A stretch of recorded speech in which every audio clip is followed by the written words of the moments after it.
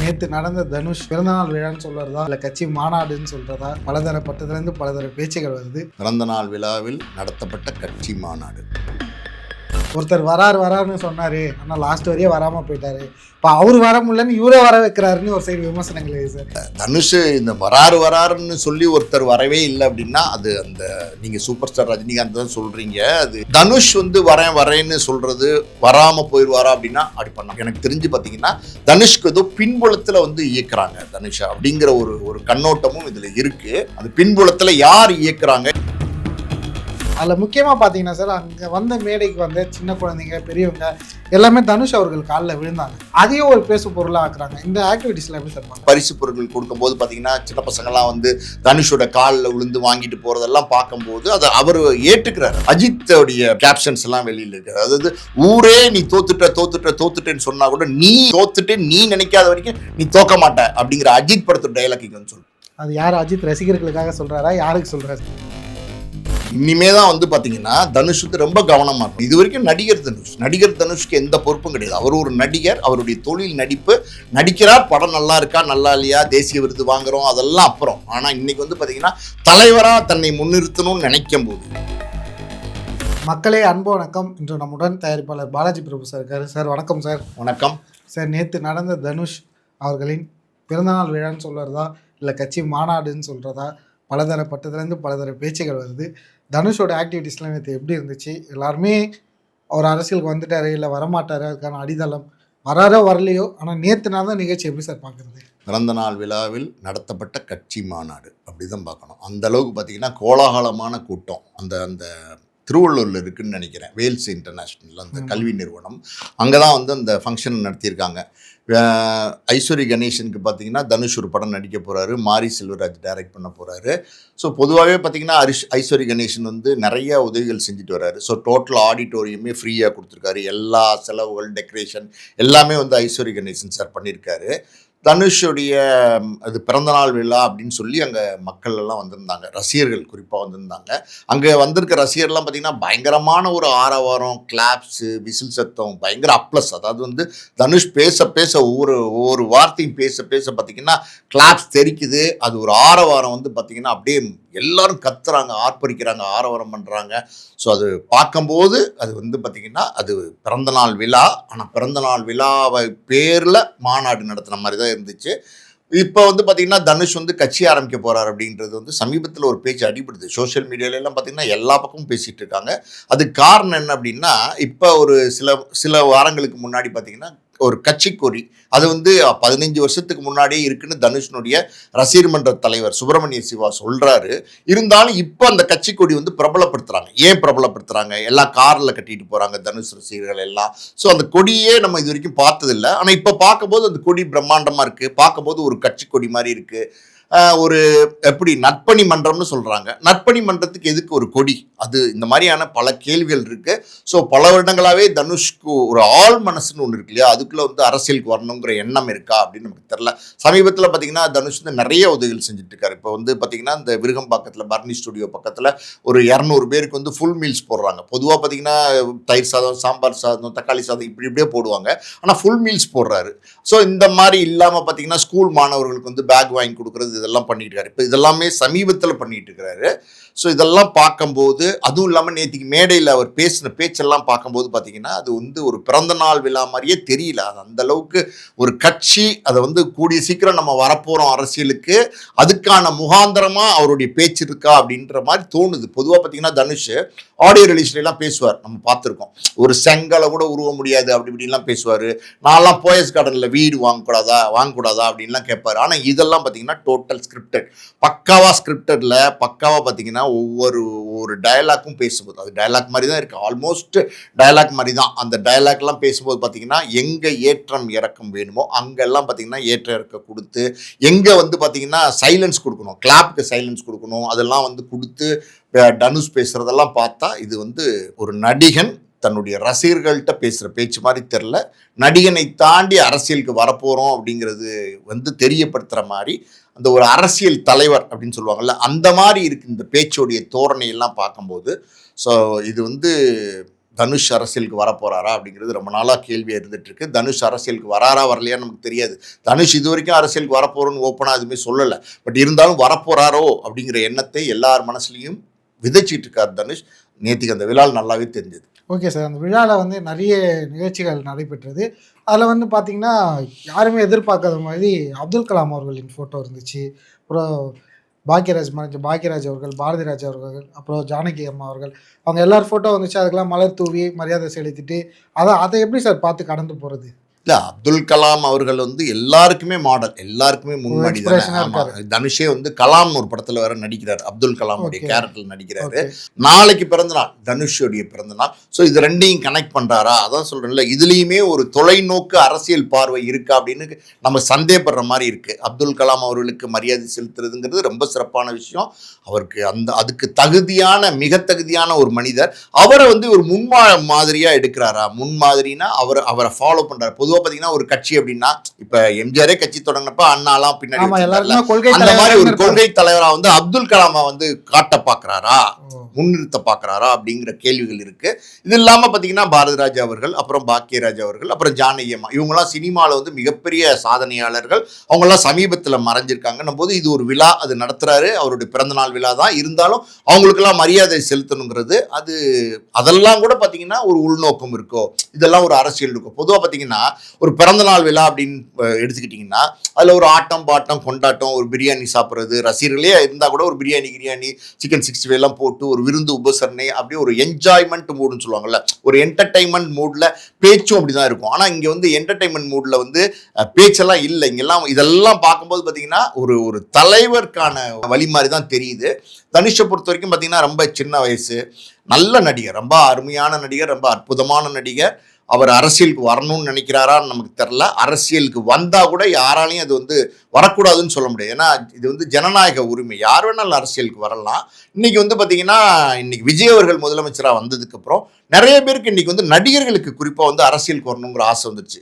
பொதுவாகவே பார்த்தீங்கன்னா நம்ம தமிழ்நாட்டு அரசியல் சினிமா ரெண்டையும் பிரிக்க முடியாது. ஏன்னா அந்த அறிஞர் அண்ணா காலத்துலேருந்து, கலைஞர்லேருந்து, எம்ஜிஆர்லேருந்து, ஜெயலலிதா அம்மையார்லேருந்து இப்போ முதலமைச்சர் விஜய் அவர்கள் வரைக்கும் பார்த்தீங்கன்னா சினிமாவில் இருந்த பிரபலங்கள் நடிகர்கள் பலவிதமாக இருந்தவங்க அவங்க முதலமைச்சராகவே இருக்காங்க. ஏன் சார் துணை முதலமைச்சர், எதிர்கட்சி தலைவர், அவரோ சினிமாவில் இருந்தால் சார் வந்தார்? அதான் எல்லாரும் தான் எதாவது சொல்கிறேன்ல, சினிமா தான். இப்போ உதயநிதி ஸ்டாலின் அவர்களே எடுத்துக்கோங்களேன். அவர் வந்து கலைஞருடைய பேரன், ஸ்டாலின் அவர்களுடைய மகன் எல்லாம் இருந்தால் கூட அவருக்கு ஒரு மக்கள்கிட்ட ஒரு அறிமுகம் வேணும் அப்படின்னு நினைச்சாங்க. அதனால தான் பார்த்தீங்கன்னா ஒரு 10-15 படம் நடித்தார். அவரே வந்து சொந்தமாக தயாரித்தார். வேற டைரக்ஷன், வேற தயாரிப்பெல்லாம் நடித்து நடிகனாக தன்னை வந்து முன்னிறுத்திட்டு தான் வந்து அரசியலுக்கே அவரே வந்தார். அதனால தான் அப்புறம் நடிக்கிறத விட்டுட்டார். ஸோ சினிமா அப்படிங்கிறது ஒரு புகழ் வெளிச்சம். ஈஸியாக நீங்கள் ஒரே ஒரு ஸ்க்ரீனில் நீங்கள் போய் நீங்கள் வந்து தமிழ்நாடு ஃபுல்லாக போகலாம், உலகம் ஃபுல்லாக போகலாம். அப்படின்னும் போது உங்களை பிரபலப்படுத்துறதுக்கு ஈஸியான மீடியாவாக சினிமா இருக்குது. இன்றைக்கி வந்து பார்த்திங்கன்னா ரசிகர்களுடைய மனநிலையும் சொல்லணும். ரசிகர்களுடைய மனநிலை எப்படி இருக்குன்னா, நடிகர்களை வந்து ரொம்ப நேசிக்க ஆரம்பிச்சிட்டாங்க, ரொம்ப நேசிக்க ஆரம்பிக்கிறாங்க. அது எம்ஜிஆருக்கு அப்புறம் அப்படி ஒரு தலைவர் கிட்டத்தட்ட 50 வருஷம் கழிச்சு தான் விஜய் அவர்கள் வந்திருக்கிறாங்க முதலமைச்சரா. ஸோ அது ஒரு லீடர், அதாவது மக்களால் கொண்டாடப்படுற லீடர், மக்கள் நேசித்து அந்த இடத்துக்கு கொண்டாடுற லீடர் 50 வருஷம் கழிச்சு வந்திருக்காரு விஜய் அவர்கள் எம்ஜிஆருக்கு அப்புறம். அப்படின்னும் போது இமீடியட்டா எல்லாருமே அரசியலுக்கு வரணும்னு நினைக்கிறாங்க. இப்போ லாரன்ஸ் வரணும்னு நினைக்கிறாரு, சூர்யா வருவாரோ அப்படிங்கிற ஒரு எதிர்பார்ப்பு இருக்கு. இப்போ தனுஷுடைய நடவடிக்கை எல்லாம் பார்த்தா அவருக்கு அரசியலுக்கு வருவார்ன்ற மாதிரி தோணுது. ஸோ இப்படி எல்லாம் பார்க்கும்போது சினிமாவில் இருக்கிற எல்லாருமே நாளைக்கு வந்து எப்படி சொல்றது, பிரதீப் ரங்கநாதன், கென் கருணாஸ், சிவகார்த்திகேயனுக்கு ஒரு ஆசை இருக்குங்கிறாங்க. ஸோ மொத்த நடிகர்களுமே அரசியலுக்கு வந்துருவாங்களா அப்படின்னா, வந்தாலும் வருவாங்களோ அப்படிங்கிற மாதிரி தான் இப்போ சந்தேகிக்கிற மாதிரி இருக்கு. ஸோ தனுஷும் பார்த்தீங்கன்னா அவருடைய எல்லா மாடுலேஷன்லேருந்து, பாடி லாங்குவேஜ்லேருந்து எல்லாத்துலேயுமே வந்து நிறைய சேஞ்சஸ் பார்க்க முடியுது. ஒரு மெச்சூர்டா, கொஞ்ச நாளாவே தனுஷ் வந்து ரொம்ப மெச்சூர்டா இருக்காரு. நல்ல மெச்சூர்டு ஆர்டிஸ்ட், இப்போ நல்லா மெச்சூர்டா வந்து பிஹேவ் பண்ணுறாரு, பேசுகிறாரு. ஸோ வருவார் அப்படிங்கிற எதிர்பார்ப்பை இப்போ கிரியேட் பண்ணியிருக்காரு. ஓகே சார், நீங்கள் சொன்ன மாதிரி கொடியெலாம் முன்னாடி தெரியவே தெரியாது. இப்போ காரில் கட்டிட்டு போகிறாங்க, எல்லா இடத்துல போகிறாங்க, மக்கள்கிட்ட எடுத்துகிட்டு போய் அந்த கொடியை சேர்க்குற வேலைகள்லாம் பார்க்குறாங்க. அது இல்லாமல் அந்த பகுதிகளில் நேற்று நடந்த பார்த்தீங்கன்னா வச்ச பேனரில் இருந்த வசனங்கள்லாம் தமிழின தலைவரே, தமிழகத்தை காக்க வாருங்கள்ன்ற மாதிரி நிறைய வசனங்கள்லாம் இருந்துச்சு சார். அப்புறம் மேடையில் வந்து அவர் நிர்வாகிகள் வந்து அடித்த போஸ்டர்லாம் பார்த்தீங்கன்னா நிர்வாகிகளுக்கு எல்லாருக்குமே போஸ்டிங்ஸ், கிளை செயலாளர், துணை செயலாளர், அந்த மாதிரி போஸ்டிங்ஸ் போட்டுருக்காங்க. ஒரு ஸ்ட்ரக்சரே உருவாயிருச்சு போல், அதை வெளிப்படுத்துறதுக்கு தான் நடந்துச்சு போல். அதில் முக்கியமாக பார்த்தீங்கன்னா சார், அங்கே வந்த மேடைக்கு வந்த சின்ன குழந்தைங்க, பெரியவங்க எல்லாமே தனுஷ் அவர்கள் காலில் விழுந்தாங்க. அதையும் ஒரு பேசு பொருளா ஆக்குறாங்க. இந்த ஆக்டிவிட்டீஸ்ல எப்படி சார் பாக்குறது? இது எல்லாமே வந்து பார்த்தீங்கன்னா ஒரு அரசியலுக்கு வர்றதுக்கு முன்னோடியாக செய்யக்கூடிய விஷயங்களை தான் நான் பார்க்குறேன். நீங்கள் பேனர்லாம் பார்த்தீங்கன்னா நான் சொன்ன மாதிரி பார்த்தீங்கன்னா தமிழின தலைவரே அப்படின்னு வச்சுருக்காங்க. இது தனுஷ் பிறந்த நாள் தானே, தனுஷ் நடிகர் தானே. இப்போ நடிகர் தனுஷ்க்கு ஏதாவது அடைமொழி இருந்தால் அந்த அடைமொழியில் வந்து அது பேனரை போடலாம்ல. தமிழின தலைவரே அப்படின்னா அது ஒரு பெரிய அடையாளம் தானே. தமிழினத்துக்கு தலைவர் அப்படின்னும் போது தலைவர் அப்படிங்கிறது. ஸோ அப்படி ஒரு ஐடென்டிஃபிகேஷனை உருவாக்குறாங்க. இப்போ இருந்தே என்ன உருவாக்க ஆரம்பிக்கிறாங்க அப்படின்னா தனுஷ் வந்து தமிழின தலைவர் அப்படின்னு கொண்டு வராங்க. ஸோ அதெல்லாம் வந்து பட்டவர்தனமாக நமக்கு வெளிப்படையாகவே தெரியுது. நேற்றுக்கு வந்து பார்த்தீங்கன்னா பரிசு பொருட்கள் கொடுக்கும்போது பார்த்தீங்கன்னா சின்ன பசங்கள்லாம் வந்து தனுஷோட காலில் விழுந்து வாங்கிட்டு போகிறதெல்லாம் பார்க்கும்போது அதை அவர் ஏற்றுக்கிறார். அதெல்லாம் வந்து ஒத்துக்கிட்டு அதெல்லாம் பரிசு பொருட்கள் பார்க்கறதுல கரெக்டான செயலாக பார்க்குறீங்களா? என்ன எப்படி பார்க்குறீங்க? அதுதான் சொல்கிறேன்ல, அடுத்த கட்டத்துக்கு தன்னை நகர்த்திட்டு போறாரு. அடுத்த கட்டத்துக்கு தன்னை நகர்த்திட்டு போறாரு. நடிகர் தனுஷ்லேருந்து ஒரு துளுவத இளமையில வந்த தனுஷ் கிடையாது. நான் இன்னைக்கு நான் வேற அப்படிங்கிற நடிகனை தாண்டி நான் ஒரு தலைமைக்குள்ள ஆளுமை எனக்கிட்ட இருக்கு அப்படிங்கிறத அவர் சொல்றாரு. இன்னும் பக்கம் பாருங்களேன், நான் சொல்றேன் கேளுங்க.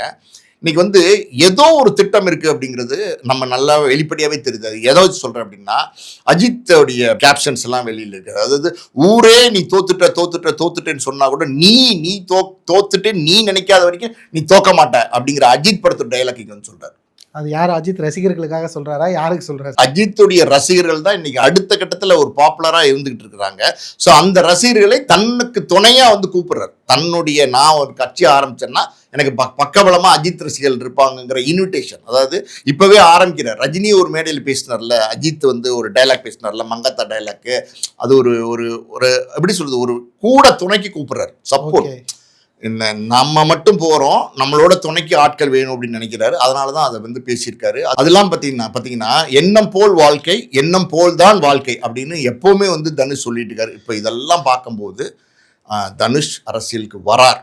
ஆனால் இன்னும் வந்து வெளிப்படுத்தாமல் இருக்காரு. அதுக்கான வேலைகளே ஆரம்பிச்சிட்டார். ஒரு ஸ்ட்ரக்சரை கிரியேட் பண்ணுறதுன்னு சொல்லுவாங்கல்ல, அந்த ஸ்ட்ரக்சர் நீங்கள் சொன்ன மாதிரி பார்த்தீங்கன்னா எல்லாருக்கும் தலைவர் பொறுப்பு, செயலாளர் பொறுப்பு, துணைத் தலைவர் பொறுப்பு எல்லாம் எங்கே கொடுப்பாங்க அப்படின்னா ஒரு ஸ்ட்ரக்சர் உருவாக்க. ரத்த தானம் பண்ணியிருக்காங்க நிறைய விஷயங்கள்.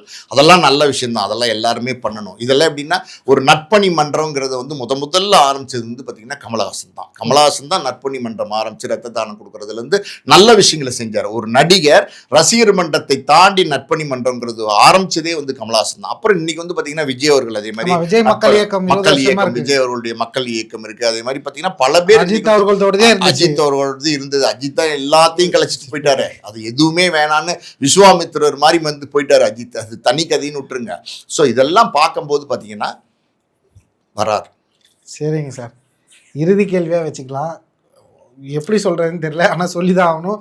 ஒருத்தர் வராருன்னு சொன்னாரு, ஆனால் லாஸ்ட் வரையே வராமல் போயிட்டாரு.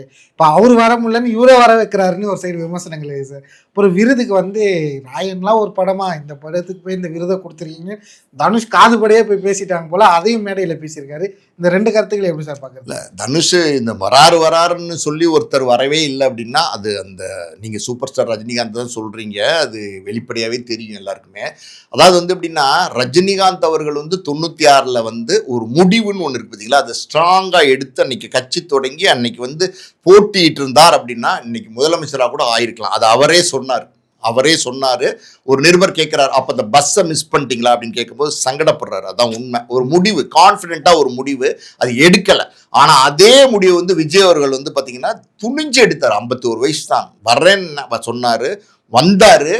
எல்லாமே அதாவது வந்து பார்த்தீங்கன்னா ஒரு கட்சி ஆரம்பித்தார், ஒரு ஸ்ட்ரக்சர் வந்து உருவாக்கி 2 வருஷத்துக்குள்ள அந்த கான்ஃபிடென்ஸ் தான் வந்து இன்னைக்கு வந்து அவ்வளோ பெரிய உயரத்தில் வந்து கொண்டு போய் அவர் உட்கார வச்சிருக்கு. ஸோ அந்த மாதிரி பார்த்தீங்கன்னா இந்த தனுஷ் வந்து வரேன்னு சொல்றது வராமல் போயிடுவாரா அப்படின்னா அப்படி பண்ண மாட்டார். எனக்கு தெரிஞ்சு பார்த்தீங்கன்னா தனுஷ்க்கு ஏதோ பின்புலத்தில் வந்து இயக்குறாங்க தனுஷா அப்படிங்கிற ஒரு கண்ணோட்டமும் இதில் இருக்குது. அது பின்புலத்தில் யார் இயக்குறாங்க, யார் தனுஷ்க்கு வந்து பின்புலமாக இருக்க போகிறாங்கிற அது சில பூடகமான சில விஷயங்கள் தகவல் இருக்குது. அடுத்தடுத்து அதுவும் வெளியில் வரும். அது பொறுத்திருந்து நம்ம பார்ப்போம். நீங்கள் சொன்னீங்க விமர்சனம், ராயன் படத்துக்கு வந்து படம் கொடுத்ததில் வந்து அவர் காதுக்கு போகிறதுன்னு ஒரு சாதாரண விஷயம் கிடையாது. எல்லாருமே வந்து பார்த்திங்கன்னா ராயன் படம் தான் நல்ல படமா அப்படின்றது கேள்வி கேட்க ஆரம்பிச்சிட்டாங்க. எல்லாருமே கேட்குறாங்க. இன்றைக்கி சோஷியல் மீடியாவில் எல்லாருமே அதை பற்றி டிபேட் பண்ணியிருக்கிறாங்க. ஏன் அப்படின்னா ராயனை விட ரொம்ப சிறந்த படங்கள், அதாவது வந்து பார்த்திங்கன்னா தங்கலான் ஆகட்டும், வாழை ஆகட்டும், அயோத்தி ஆகட்டும், மெய்யழகன் ஆகட்டும், லப்பர் பந்த் ஆகட்டும், இன்னும் சொல்லிக்கிட்டே போகலாம். நல்ல நல்ல படங்கள் வந்து சென்ற வருடம் மகாராஜா வந்திருக்கு, இது அமரன் வந்திருக்கு. இப்படி நல்ல வரிசை படங்கள்லாம் வந்திருக்கும் போது ராயனுக்கு வந்து விருது கொடுத்துருக்காங்க அப்படின்னும் போது ஒரு ஒரு ராயனுக்கு ஏன் விருது கொடுக்கணும்னு ஒரு கேள்வி இருக்குல்ல. ஸோ இந்த படங்கள் எல்லாமே ஒரு கருத்து சொல்லக்கூடிய படங்கள். இந்த படத்தில் எல்லாமே ஒரு மெசேஜ் இருக்கு, சோசியல் மெசேஜும் இருக்கு. ராயன்ல என்ன சோசியல் மெசேஜ் இருக்கு? ஒரு தேசிய விருது ஒரு படத்துக்கு கொடுக்குற அளவுக்கு ராயன்ல என்ன இருக்கு அப்படின்னா, எனக்கு தெரிஞ்சு நிறைய பேர் அதான் அந்த கேள்வி வரத்தான் செய்யும். ஏன்னா அந்த படம் வந்து பார்த்தீங்கன்னா ஒரு மசாலா படம், பார்க்கறதுக்கு நல்லா இருக்கும், ஆட்டம் பாட்டம் கொண்டாட்டம் எல்லாம் இருக்கு. ஒரு ஃபாஸ்ட் ஃபுட் நடத்துறாரு, ஒரு தங்கச்சிக்கு பிரச்சனைன்னு போராடுறாரு. தங்கச்சிக்கு பிரச்சனைனா எல்லாரும் தான் போராடுவாங்க. உங்க தங்கச்சிக்கு பிரச்சனை வந்தால் நீங்களும் தான் கேட்பீங்க, என் தங்கச்சிக்கு பிரச்சனை வந்தால் நானும் தான் கேட்பேன். இது வந்து ஒரு சோஷியல் மெசேஜாக சொல்ல முடியாது. ஆனால் நீங்கள் வந்து பார்த்தீங்கன்னா ஒரு எப்படி சொல்றது, ஒரு லப்பர் பந்தில் கூட ஒரு சோஷியல் மெசேஜ் இருக்கு. ஒரு விளையாட்டுல கூட ஒரு ஏற்றத்தாழ்வு இருக்கு, ஜாதி பாக்குறாங்க அப்படிங்கிறதெல்லாம் போற போக்குல வந்து கதையில வந்து சொல்லியிருப்பாங்க. அதே மாதிரி தங்கலான் அருமையான படம், கொட்டுக்காளி எவ்வளவு சிறந்த படம். ஸோ அமரன் வந்து நல்ல படம். அயோத்தி சொல்லியிருந்தீங்க. அயோத்தி அருமையான ஒரு மனிதம் இன்னும் சாகல அப்படிங்கிற ஒரு கருத்தை ரொம்ப ஆட்டம் இல்ல, பாட்டம் இல்ல, கொண்டாட்டம் இல்ல, லவ் இல்ல, எதுவுமே இல்லை. ஆனா அப்படியே ஒரு கதையை சொல்லி அதை எவ்வளவு நேர்த்தியா சொல்லியிருந்தாங்க. அதெல்லாம் நல்ல படம் இல்லையா? அப்ப அதெல்லாம் சோசியல் மெசேஜ் கிடையாதா? எங்கேயோ காசி பக்கம், அதாவது நார்த் இந்தியால இருந்து இங்க ராமேஸ்வரத்துக்கு வரவங்களுக்கு ஏற்பட்டு ஒரு அம்மா இறந்து போறாங்க. அந்த பாடி எப்படி எடுத்துட்டு போறாங்க மறுபடியும் நார்த் இந்தியாவுக்கு? மொழி தெரியாது, எதுவுமே தெரியாது. ஆனா தமிழ்நாட்டில இருந்து அந்த பாடி வந்து சேஃபா போகுதுங்கிறது எவ்வளவு மனித நேயத்தோட அந்த கதையை சொல்லியிருந்தாங்க, எவ்வளவு வாழ்க்கையோட உண்மையோட கனெக்ட் பண்ணி சொல்லியிருந்தாங்க. அந்த படம் நல்ல படம் இல்லையா? ஸோ இதெல்லாம் இருக்கும் போது இந்த படத்துக்கு அவார்டு கொடுத்துருக்காங்கன்னு போது அந்த விமர்சனம் வரத்தான் செய்யும். அது தனுஷ் வந்து அது முட்டுக்கட்டுறாரு. இதுக்கு அதாவது என்ன வட சென்னைக்கு கொடுக்கலையா, அப்புறம் பார்த்தீங்கன்னா 3க்கு கொடுக்கலையா, இது கர்ணனுக்கு கொடுக்கலையா அப்படின்னு அவர் நடிச்ச எல்லா படத்துக்கும் கொடுப்பாங்க அப்படின்னு சொல்றாரு. நடிகர் தனுஷை பொறுத்த வரைக்கும் பார்த்தீங்கன்னா ஆகச்சிறந்த நடிகர். அதுல நம்ம எந்த விமர்சனமே வைக்க முடியாது. ஏன்னா அப்படி அந்த திறமை இருந்ததுனால தான் பார்த்தீங்கன்னா தமிழ், அப்புறம் பாலிவுட், அப்புறம் ஹாலிவுட், ஏன் நீங்க வந்து ஒரு வைதிஸ் கொலவரி பாட்டு பாடினதுக்கு சீனா வரைக்கும் போயிட்டு வந்து அவார்டு நேர்ல பார்த்துட்டு வந்தார். ஸோ இதெல்லாம் வந்து தனுஷனுடைய திறமை, அதாவது திரையில இருக்கிற அவருடைய நடிப்பு திறமை. குறிப்பா அவர் பாடுறாரு, டைரக்ட் பண்றாருலாம் விட்டுருங்க, அவருடைய நடிப்பு திறமை இருக்கு பார்த்தீங்களா, அது எக்ஸ்ட்ராடரியான ஒரு டேலண்ட். ஒரு நல்ல கலைஞன், ஒரு நடிகனை தாண்டி நடிகன் தான் திரையில தெரியும். ஆனா தனுஷை பொறுத்த வரைக்கும் பாத்தீங்கன்னா அந்த கேரக்டர் தான் திரையில தெரியும். நீ அசூரனே எடுத்துக்கங்களேன், அந்த அசூரன் படத்துல ஒரு 54-55 வயசு ஒரு மனிதர், அவருக்கு 2 பசங்க, வளர்ந்த பசங்க, அதுக்கு அப்பா அப்படின்னும் போது அது மேக்கப் எல்லாம் போட்டு, தனுஷ் சின்ன வயசு 40 வயசு பிளஸ் தான். அப்படி இருக்கும்போது அது வெளிப்படையா தெரிய ஆரம்பிச்சிடும். ஆனா அதெல்லாம் தெரியாம நடிச்சு கொண்டு போனாரு. அந்த மாதிரி நல்ல நடிகர் தனுஷ். அதுல ஒன்றும் நம்ம விமர்சனம் சொல்ல முடியாது. ஆனா ராயனுக்கு கொடுத்தது விமர்சனத்துக்கு உள்ளான ஒரு விஷயம் தான். நிறைய பேர் விமர்சனம் பண்றாங்க, அது கேள்வி வரத்தான் செய்யும், தவறு கிடையாது. இன்னொரு விஷயமும் சொல்றாங்க, என்ன அப்படின்னா, சரி ராயனுக்கு தான் தனுஷ் கொடுத்துட்டீங்க, கேப்டன் மில்லர்ல வந்து சிறந்த நடிகர் கொடுக்குறீங்க, சிறந்த சுற்றுச்சூழல் படத்துக்கு கொடுக்குறீங்க, எல்லாமே 3 அவார்டு தேசிய விருது வந்து தமிழுக்கு கொடுத்ததுல தனுஷை சுத்தி வருதுன்னும் போது என்ன இருக்கு மத்தியில? என்ன இருக்கு? புரியுதா உங்களுக்கு? மத்தியில என்ன இருக்கு? அப்ப யார் இயக்க போறாங்கன்னு நான் சொன்னேன்ல. இந்த கேள்விக்கெல்லாம் உங்களுக்கு சுற்றி கால்குலேட் பண்ணி பார்த்தீங்கன்னா விடை தெரியும். பட் இருந்தாலும் தனுஷ் அரசியலுக்கு வரட்டும், வந்தால் தவறு கிடையாது. ஆனால் மக்களுடைய வரவேற்புன்னு ஒன்று இருக்குது பார்த்தீங்களா, அது வந்தால் தெரியும் யாருக்கு அந்த செல்வாக்கு இருக்குன்னு.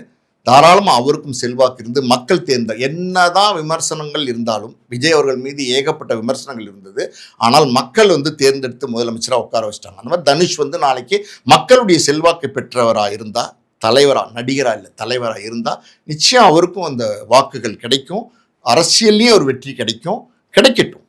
நல்ல பயணம் அவர் தொடரணுன்ற எண்ணத்தோடு வந்தால் தாராளமாக வரட்டும், நம்ம வரவேற்போம். இனிமே தான் வந்து பார்த்தீங்கன்னா தனுஷ் வந்து ரொம்ப கவனமாக இருக்கும், ரொம்ப கவனமாக இருக்கும். கண்டிப்பாக கவனமாக இருக்கணும். இது வரைக்கும் நடிகர் தனுஷ்க்கு எந்த பொறுப்பும் கிடையாது. அவர் ஒரு நடிகர், அவருடைய தொழில் நடிப்பு, நடிக்கிறார், படம் நல்லா இருக்கா நல்லா இல்லையா, தேசிய விருது வாங்குறோம், அதெல்லாம் அப்புறம். ஆனால் இன்னைக்கு வந்து பார்த்தீங்கன்னா தலைவராக தன்னை முன்னிறுத்தணும்னு நினைக்கும் போது, இன்னும் ஒரு அரசியலுக்கு வரோன்னு சொல்லலை, இருந்தாலும் அவருடைய நடவடிக்கைகளை வச்சு சொல்கிறோம், முன்னிறுத்தும் போது ரொம்ப எச்சரிக்கையாக இருக்கணும். ஏன்னா எத்தனையோ பிரச்சனைகள் நாட்டில் இருக்குது. சமீபத்தில் பார்த்தீங்கன்னா நீட்டை எதிர்த்து இந்தியாவே வந்து பார்த்தீங்கன்னா கதிகலங்கிற அளவுக்கு மாணவர்களுடைய போராட்டம் நடந்தது. ஆனால் தனுஷ் வந்து மௌனமாக தான் இருந்தான்னு நினைக்கிறேன், குரல் கொடுக்கலேன்னு நினைக்கிறேன். அப்படி இருக்கும்போது அந்த குரல் அன்னைக்கு கொடுத்துருக்கணும்ல. இவ்வளோ தூரம் வந்து ஒரு அரசியல் ஈடுபாடு இருக்குன்னா அன்னைக்கு அதுக்கு குரல் கொடுத்துருக்கணும்.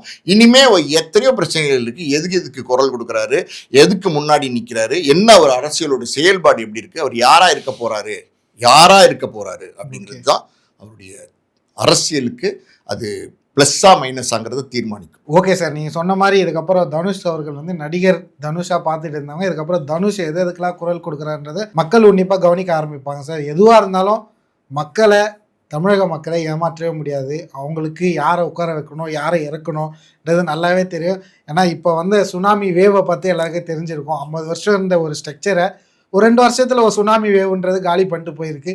அடுத்து சுனாமி வருதா இல்லை புயல் வருதான்றது பொறுத்திருந்து பார்ப்போம் சார். நேரம் தந்து பதிலளித்ததுக்கு நன்றி சார். நன்றி.